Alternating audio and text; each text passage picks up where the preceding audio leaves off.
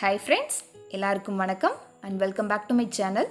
இன்றைக்கி cook with கோமாளியில் ஸ்ருத்திகா அவங்க நம்ம ஊரில் இருக்கக்கூடிய காய்கறிகள்லாம் வச்சு நாட்டு காய்கறி குழம்பு அப்படின்னு சொல்லி ரெசிபி பண்ணியிருந்தாங்க.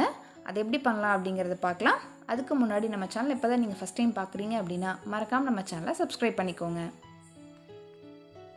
ஒரு பேனில் 1/4 டீஸ்பூன் கடலைப்பருப்பு, 1/4 டீஸ்பூன் மிளகு, 1/4 டீஸ்பூன் ஜீரகம், 1/2 டீஸ்பூன் கொத்தமல்லி, 2 வரமிளகாய் சேர்த்து இதை நம்ம நல்லா வதக்கிக்கலாம். இதை டோட்டலாக ஒரு 2 நிமிஷம் வதக்கிக்கலாம். இது நல்லா பொன்னிறமாக வறுபட்டதும் நம்ம இதை ஒரு மிக்ஸி ஜாரில் சேர்த்து பொடியாக அரைச்சிக்கலாம். அடுத்து ஒரு பேனில் 2 ஸ்பூன் அளவு ஆயில் சேர்த்துக்கலாம். கூடவே கடுகு சேர்த்துட்டு கடுகு நல்லா பொரிஞ்சதும் வெந்தயம் சேர்த்துக்கலாம். கூடவே உளுந்தம்பருப்பு கடலைப்பருப்பு சேர்த்து நல்லா பொன்னிறமாக வதக்கிட்டு 10 சின்ன வெங்காயத்தை கட் பண்ணி சேர்த்துக்கலாம். கூடவே 5 பல் பூண்டு, ஒரு கொத்து கருவேப்பிலை சேர்த்து இதை நம்ம நல்லா பொன்னிறமாக வதக்கிக்கலாம். இது நல்லா பொன்னிறமாக வதங்கின பிறகு ஒரு மீடியம் சைஸ் தக்காளியை கட் பண்ணி சேர்த்துக்கலாம். இது நல்லா பச்சை வாசனை போகிற அளவுக்கு வதக்கிக்கலாம். இது நல்லா வதங்கின பிறகு நம்ம ஊர் காய்கறிகள்லாம் சேர்த்துடலாம். ஒரு 10 துண்டு அளவு முருங்கைக்காய், கூடவே 50 கிராம் பூசணிக்காய், 50 கிராம் அளவு சுரைக்காய் சேர்த்துட்டு கொஞ்சமாக அவரைக்காய் சேர்த்துக்கலாம். கூடவே 50 கிராம் அளவு சேனக்கிழங்கு சேர்த்து இதை நல்லா வதக்கிக்கலாம். இந்த காய்கறிகள்லாம் நல்லா மிக்ஸ் ஆன பிறகு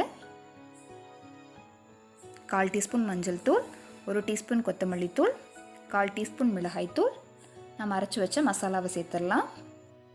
சேர்த்துட்டு இந்த மசாலா எல்லாமே காய்கறிகளோடு சேர்ந்து வர்ற மாதிரி மிக்ஸ் பண்ணிக்கலாம். நல்லா மிக்ஸ் ஆனதும் 1 டம்ளர் அளவு தண்ணி சேர்த்துட்டு கூடவே தேவையான அளவு உப்பு சேர்த்துடலாம். சேர்த்துட்டு இதை நல்லா மிக்ஸ் பண்ணி விட்டுடலாம்.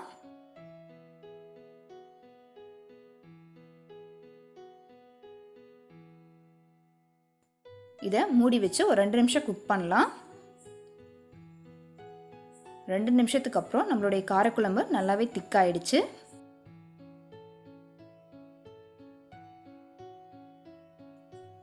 இது கூடவே 50 ml புளித்தண்ணி சேர்த்துக்கலாம். சேர்த்துட்டு இது எல்லாத்தையும் நல்லா மிக்ஸ் பண்ணி விட்டுக்கலாம். கூடவே 1 டம்ளர் அளவு தண்ணி சேர்த்துட்டு இதை நம்ம நல்லா மிக்ஸ் பண்ணி விட்டுக்கலாம்.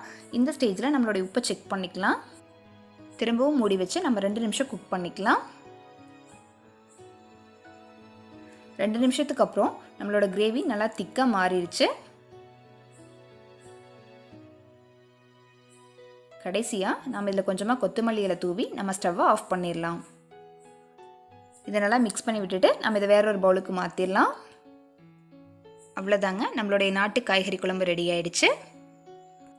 இந்த காய்கறி குழம்பை சாதத்தோடு சேர்த்து சாப்பிடும்போது ரொம்பவே டேஸ்ட்டாக இருந்துச்சு. மறக்காமல் ட்ரை பண்ணி பார்த்துட்டு கமெண்ட் பண்ணுங்கள். இந்த வீடியோ உங்களுக்கு பிடிச்சிருந்துச்சு அப்படின்னா லைக் பண்ணுங்கள். தேங்க்யூ.